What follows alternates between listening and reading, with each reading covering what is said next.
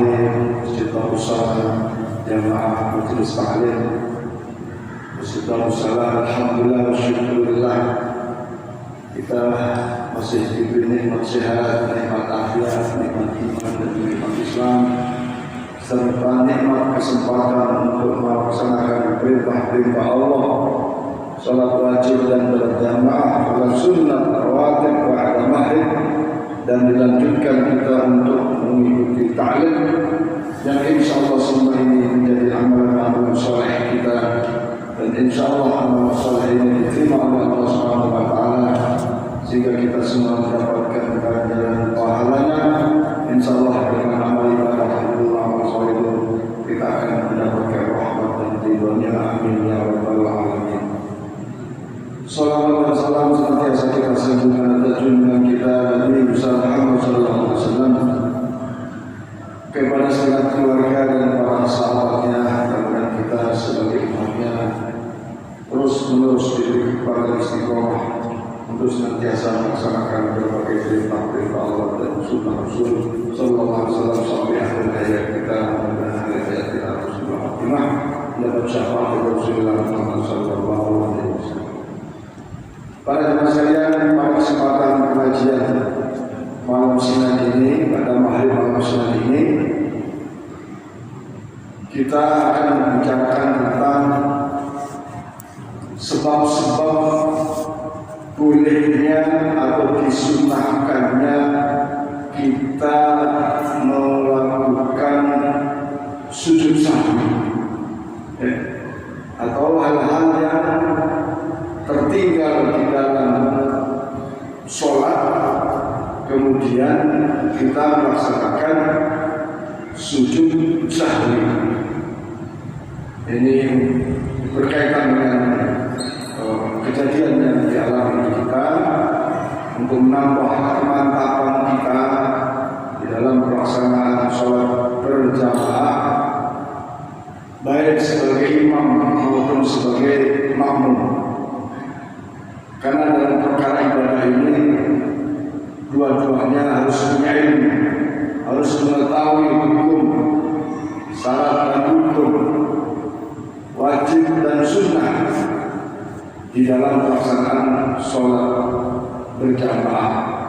Tidak hanya imam yang harus tahu, punya ilmu tentang imam, tapi makmum juga harus tahu bagaimana seharusnya seorang makmum manakala terjadi sesuatu yang katakanlah kelupaan,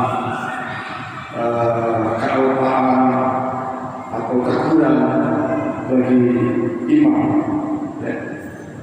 Maka dengan pembahasan ini mudah-mudahan satu sisi imam-imam kita tidak terjadi kelupaan, tidak terjadi kesalahan. Kalau lupa itu ya sesuatu yang manusiawi, ya. An-nisyan mahadul kotor, wan-nisyan. Manusia itu tempatnya salah dan lupa. Dalam hal sholat ada bedanya. Lupa di dalam sholat atau dengan kata lain ingatnya setelah sholat, itu polanya beda, ya? Atau ingatnya masih dalam sholat, itu juga beda. Maka ini perlu dipahami karena ternyata jumhur ulama ada yang mengatakan sujud sahwi itu boleh dilakukan setelah sholat. Atau yang kedua, ya, sujud sahwi dilakukan sebelum salam dari sholat itu. Nah, tentu dua-dua ini mengandung dalil yang bisa digunakan, karena itu pernah terjadi di zaman Rasulullah Sallallahu Alaihi Wasallam. Saya baca ada kitabnya Imam Syafi'i, ada beberapa kitab yang saya baca itu hampir sama dengan kitab Nailul Awtar. Nailul Awtar itu kitab hadis, kitab fikih, kemudian kitab Sulaul Taufik. Dan kalau di pesantren dulu itu biasa dari kitab bahasa fikih atau Safinatun Najah, itu menjadi kitab bacaan di pesantren-pesantren dalam bahasa yang kecil, dalam bahasanya yang masing-masing asal gitu ya.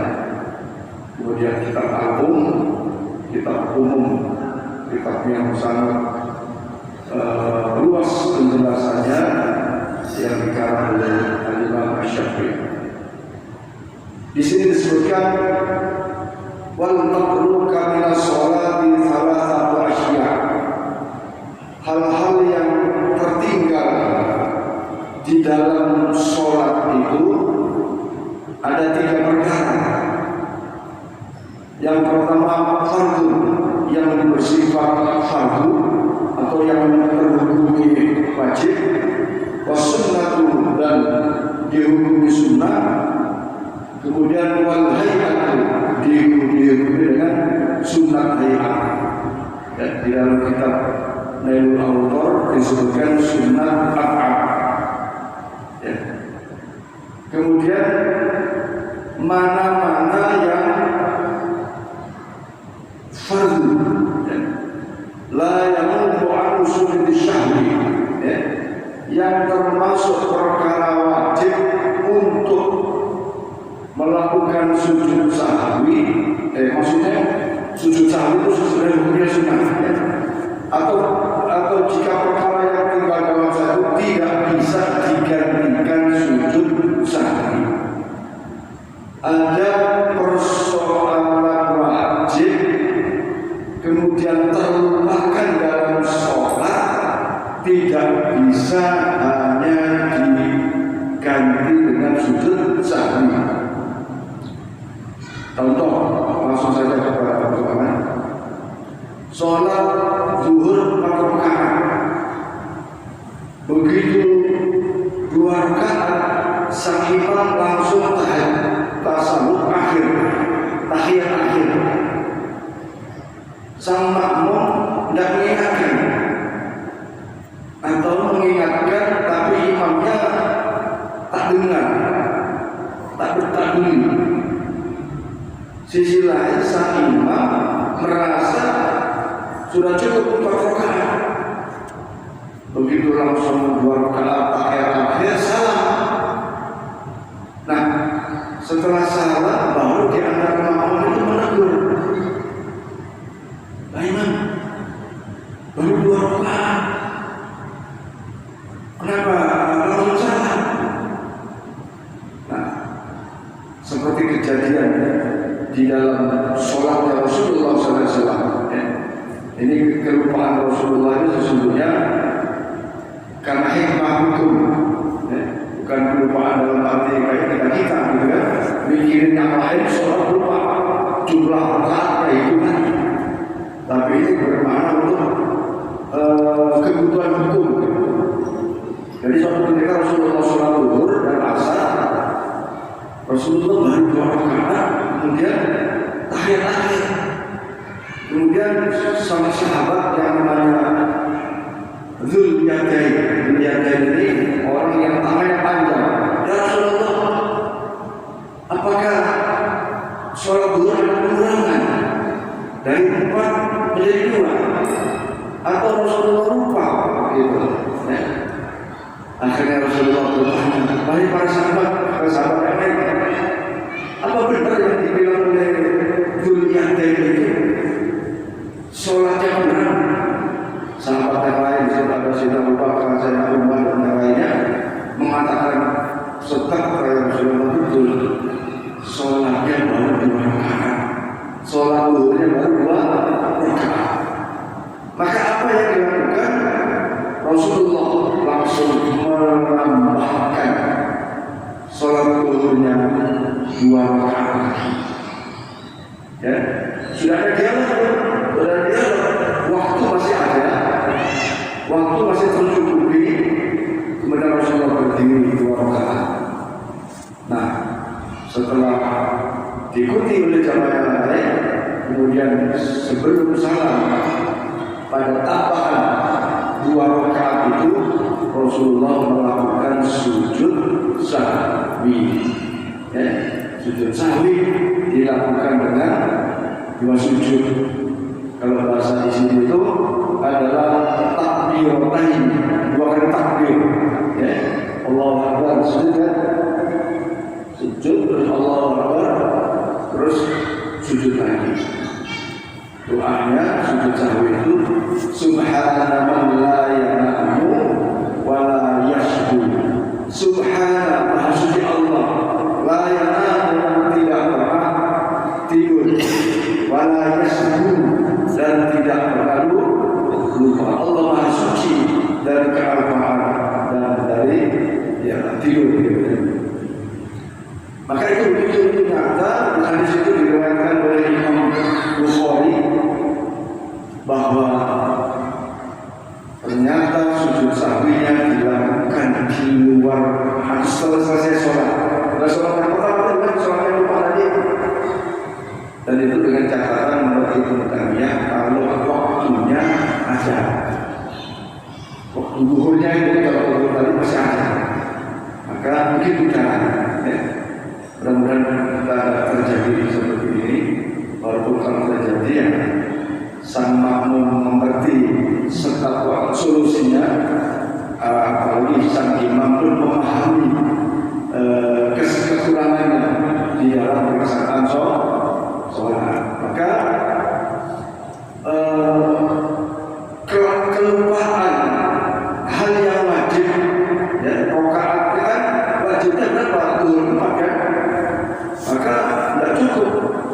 langsung cuma sujud sahwi. Tidak, harus ditambahkan. Menjadi apa? Ditambahkan kekurangan daripada jumlah rakaatnya. Kemudian wasunnatu la ya'udu ilaiha ba'da al-rasul al-fardhi, lakinnahu yasjudu syahwi ada amalan sunnah di dalam sholat kemudian terlupakan. Contoh amalan sunnah, ya. Kalau Fatihah itu sunnah wajib. Kalau lupa tak baca Fatihah, sholat sendiri kan atau bermakmum bagi imam, ya imam susah nih kalau imamnya sholat zuhur, ya imamnya lupa nggak baca Fatihah, kemudian dia mengulang karena tidak sah. Ya misalnya 4 rakaat, ternyata rakaat pertama imamnya nggak baca Fatihah, maka sholatnya tidak sah, harus ditambah satu lagi.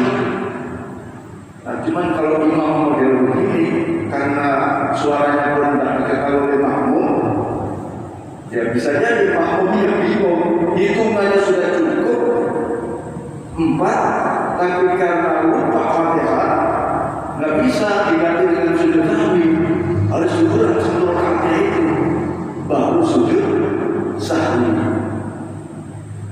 Itu yang wajib.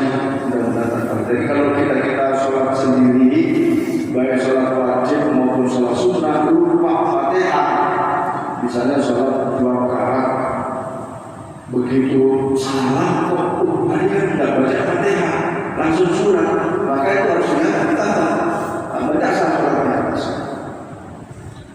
Itu perkara yang wajib. Intinya meninggalkan perkara wajib di dalam sholat tidak cukup dengan sujud sahwi, tetapi harus ditambah kekurangan dari jumlah rakaat yang ada.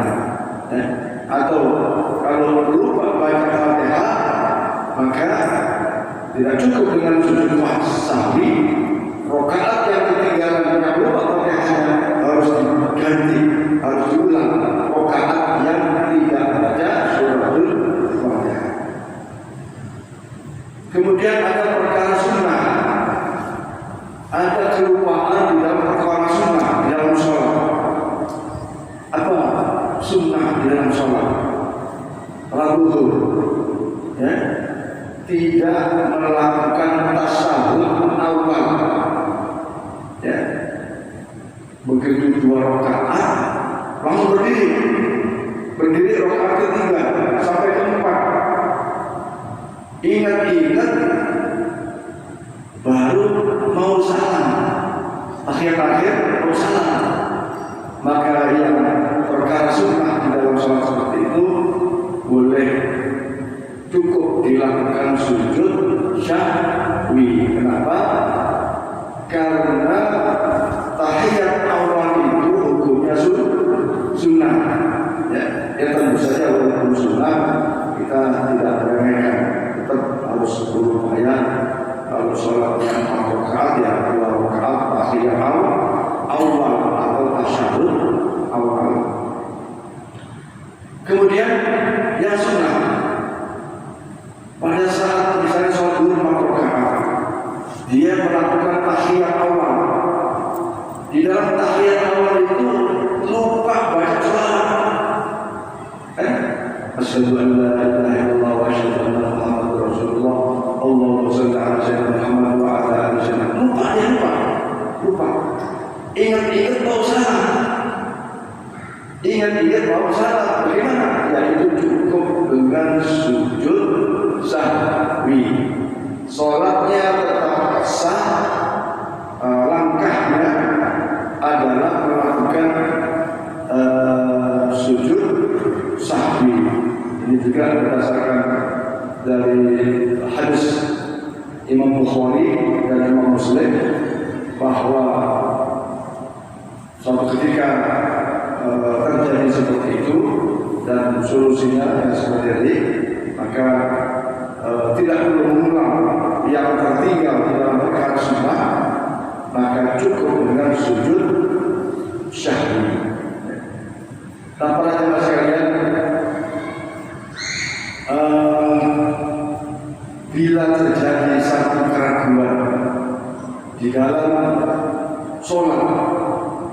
apakah 2 rakaat atau 3 dan seterusnya, maka harus diambil seperti kemarin saya sampaikan, si orang yang sholat ini harus mengambil keputusan, ambil keputusan yang terpendek, terkecil, misalnya 2 atau 3 gitu, 3 atau 4. Kalau 2 atau 3 diambil, harus diyakini bahwa berdua 3 atau 4 harus diyakini baru 3 baru 3. Kalau terjadi satu keraguan seperti itu, di sini disebutkan oleh Rasulullah SAW, kalau misalnya ternyata 3 atau 4, ternyata sudah 4, tapi dia berdiri lagi menjadi 5 rakaat, Rasulullah bersabda bahwa yang tunggu sholat itu termasuk penyempurnaan di dalam sholat. Tapi tetap sujud sahwi. Ternyata kemudian 4 rakaatnya itu, karena lebih dari 5 rakaat disebutkan di situ, syaitan dan setan menjadi terhina. Kenapa? Ternyata orang lupa itu diingatkan oleh Allah sehingga tadi melakukan sujud syahwi. Artinya kalau kejadian sholat zuhurnya 5 rakaat karena kelupaan atau imamnya ragu-ragu atau kita sendiri ragu-ragu pada saat sholat sendiri, sementara harus diambil hitungan yang terkecil, maka itu sholatnya tetap sah, ya, tetap sah. Nah, itu para jamaah sekalian tentang bagaimana menyikapi manakala kita ragu hitungan atau jumlah daripada hitungan rakaat sholat kita, maka harus ambil yang terkecil. Nah, para jamaah sekalian, apa yang saya sampaikan ini semuanya ada dasar-dasar hadisnya. Ya. Di sini disebutkan bahwa idza syakka ahadukum fi sholatihi falam yadri kam shalla thalatha aw arba'a falyatrah syakka wal baina ala ma astaqama thumma yasjudu sajdatayn qabla an yusallama fa in kana shalla khamsan syafa'na lahu sholatahu fa in kana shalla imaman isman li arba'in kana tarhima syaitan. Jadi maksud tadi bahwa kalau kita ternyata 5 rakaat sholatnya, kalau rakaat itu karena sholat khamsan syafa'na lahu sholatahu, maka dianggap sempurna sholatnya. Jika sholatnya 4 rakaat, maka karena tarhima syaitan, setan menjadi beringat. Karena yang dilupakan oleh setan itu Allah ingatkan untuk menyempurnakan daripada sholatnya. Nah, para jemaah sekalian, tentu kita para imam memang harus konsentrasi di dalam mengimami sholat.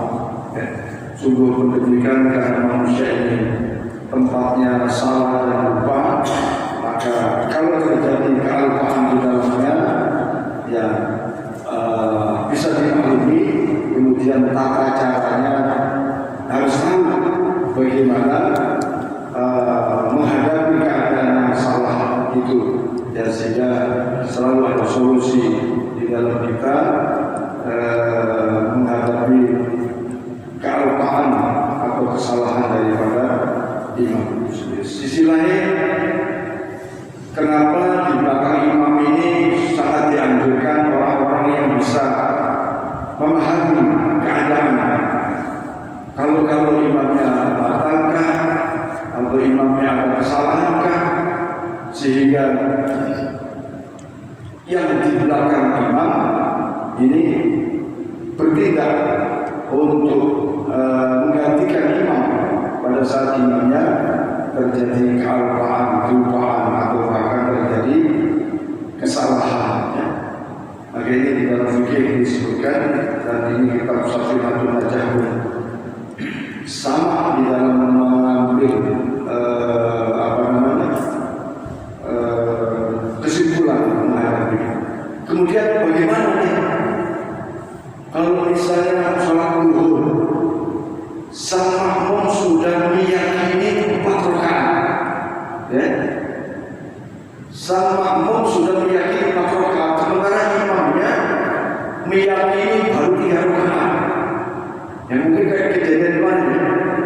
sudah diingatkan Allah. Imannya mungkin tidak benar, aku yakin dia masih tidak begini. Bagaimana sikap makmum? Makmum yang meyakini bahwa imannya sudah cukup 4, dia boleh duduk menunggu imam melanjutkan rakaatnya sampai imam salam baru kita salam. Ya, sampai imam salam baru kita salam. Atau sang makmum niat mufaraqah keluar dari jamaah, dalam hati tentu niatnya keluar dari jamaah, kemudian dia salam duluan, itu juga boleh. Tentu saja dengan gerakan-gerakan yang tidak menimbulkan masalah dalam sholat. Jangan misalnya sudah tepat rasanya, terus dia assalamualaikum warahmatullahi wabarakatuh, tidak begitu. Ya, sekali lagi karena al-imam itu dijadikan imam untuk diikuti. Ya. Jadi boleh kita duduk sambil menunggu imam selesai melanjutkan rakaatnya sampai salam baru kita salam. Ya. Kemudian kalau pada saat itu imamnya sujud sahwi, bagaimana makmumnya? Ikut. Kalau makmumnya tidak ikut sahwi, maka batal jamaahnya. Adalah itu, ya. Karena perkara sujud sahwi ini kan perkara sunnah, ya. Perkara sunnah. Jadi kalau imamnya sujud sahwi, ya ikut jamaahnya sahwi.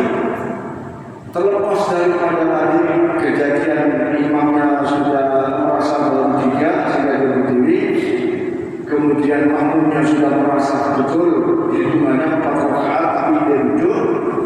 Nah pada saat imam sebelum salam sujud sahwi, maka makmum yang duduk tadi juga mengikuti sujud sahwi. Para jemaah sekalian, ada yang tadi sunnah, ya, kan tadi saya sampaikan adalah tentang tidak ada sholawat di dalam tasyahud atau lupa tasyahud awal, dan dalam kitab Safinatun Najah disebutkan bolehnya sujud sahwi itu karena lupa kunut sholat subuh. Nah ini beda di kitab Safinatun Najah ini, bahwa kalau kita lupa kunut di dalam sholat subuh, maka dianjurkan untuk sujud sahwi. Dan sujud ya boleh, namanya juga sunnah, apalagi memang nggak biasa kunut misalnya kan, yang nggak mungkin sujud sahwi. Kalau kita biasa sholat subuh itu kunut, kemudian lupa tak kunut, maka boleh sujud sahwi. Atau kalau kita berjamaah, imam biasa kunut subuh, tahu-tahu imamnya lupa tak kunut, imamnya sujud sahwi, maka makmumnya juga harus ikut sujud sahwi. Berbeda dengan ada beberapa pertanyaan yang pernah saya alami, imamnya kunut, makmumnya tidak kunut, gimana? Nah, yang dimaksud sesungguhnya pada saat imamnya kunut, makmumnya tidak kunut, makmum tidak boleh terus sujud dulu, tidak boleh. Dia tetap berdiri saja, ya, berdiri saja. Ya, karena ada paham yang tidak kunut kecuali kunut nasilah. Padahal dari beberapa kitab-kitab Syafi'iyah itu banyak hadis yang diriwayatkan oleh Al-Qurtubi atau oleh Imam Ahmad. Suatu ketika Rasulullah dalam sebulan penuh selalu kunut dalam lima waktu sholat, selalu kunut. Karena waktu itu ada pembantaian, ya, ada pembantaian dari orang-orang alim, orang-orang ahli ilmu, orang-orang hafid Quran yang tertimbun oleh kaum musyrik, dikhianati oleh kaum musyrik. Maka di selama 1 bulan itu Rasulullah kunut. Kemudian di luar itu Rasulullah itu kunut sampai meninggalnya, yaitu kunut sholat subuh. Ada beberapa pendapat dari Ibnu Taimiyah dan beberapa muridnya itu bahwa kunut itu sebelum rukuk, sebelum rukuk. Kalau kita kan habis rukuk baru kunut. Sekali lagi masalah kunut ini perkara sunnah, tidak perlu diperdebatkan. Tetapi bagi imam yang kunut, makmumnya tidak kunut, maka tidak boleh makmumnya itu sujud di luar. Kalau sujud di luar berarti tidak sah di dalam sholat berjamaah. Sekiranya ini para jamaah sekalian yang perlu saya sampaikan berkaitan dengan bila terjadi kesalahan-kesalahan atau dianjurkannya kita melakukan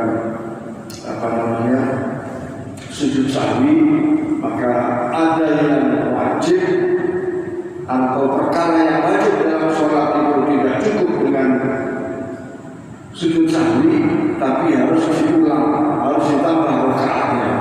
Kalau sebagai baik dalam jumlah rakaatnya maupun kelupaan baca Fatihahnya, tidak cukup dengan sujud sahwi. Tapi kalau perkara-perkara sunnah di dalam sholat berupa baca sholawat Nabi dan keluarga atau berupa tahiyat awal atau bahkan berupa kunut, maka itu cukup diselesaikan dengan sujud sahwi. Segera bisa dimengerti. Dan sekalian, kalau kita ragu 3 atau 4, maka harus diyakini oleh seorang yang sholat itu yang terendah yaitu 3. Ini tuntunan dari Rasulullah Sallallahu Alaihi Wasallam. Saya kira itu mungkin ada yang ditanya. Contohnya Pak, misalkan zuhur, jadi kan harus sampai 3 kali. Diragukan Pak. Jika kita mau berdiri, kemudian Subhanallah, jadi berdirinya belum sempurna, jadi kita langsung. Ya. Apa itu dia ada salah sapi atau begini? Kalau misalnya pada saat dia mau melanjutkan rakaat keempat misalnya, kemudian sebenarnya sudah 4, tapi imamnya merasa 3. Kemudian dia berdiri, nah seharusnya sebelum berdiri tegak sempurna, begitu makmum Allah, dia tidak harus berdiri, ya, dia langsung harus duduk aja di dalam tempatnya, ya. Jadi maka kemarin ada yang disarankan bahasa takbirnya juga agak panjang, supaya mengantisipasi, ya. Jadi dari mau tahiyat atau rakaat keempat ini, kalau sudah 4, maksudnya kalau mau berdiri itu jangan langsung segini, langsung berdiri. Kalau salah masih ada jeda, misalnya gini.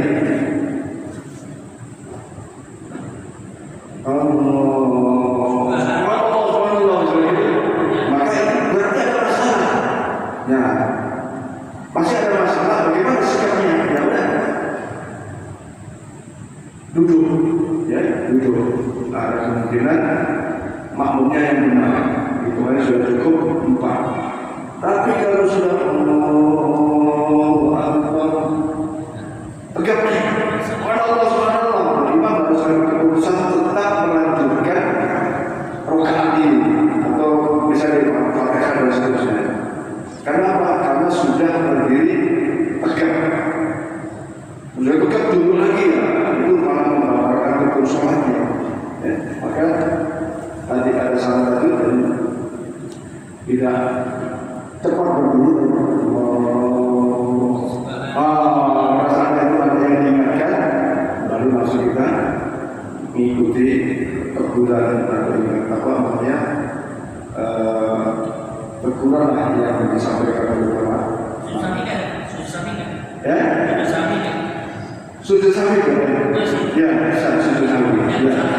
Karena di dalamnya di situ ada kealpaan di dalam imam pada imamnya. Ya. Imamnya kan lupa, ada lupa. Karena sujud sawi itu dikatakan ada lupa. Ada lupa dengan bedanya hal yang sunnah atau hal yang wajib itu. Ya. Ada lupa yang perkara wajib, ada lupa yang perkara sunnah. Kalau pada saat itu imamnya tidak sujud sahwi, ya ada. Kenapa? Ya karena sujud sahwi itu juga hukumnya sunnah. Sekali lagi, terjadinya sujud sahwi itu karena ada kelupaan bagi seorang yang sholat. Ya, saya kira itu. Kalau ada pertanyaan dilanjut selanjutnya. Wallahu a'lam bishawab.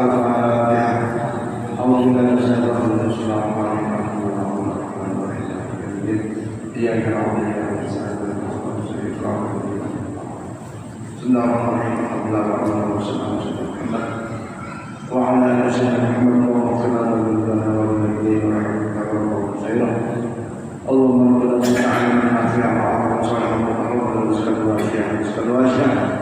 اللهم صل وسلم الدنيا والآخرة ربنا آتنا من أزواجنا وذرياتنا قرة أعين واجعلنا للمتقين إماما ربنا آتنا في الدنيا حسنة وفي الآخرة حسنة وقنا عذاب النار صلى الله عليه وسلم على ربك رب العزة عما يصفون وسلام محمد وعلى آله وصحبه وسلم السلام عليكم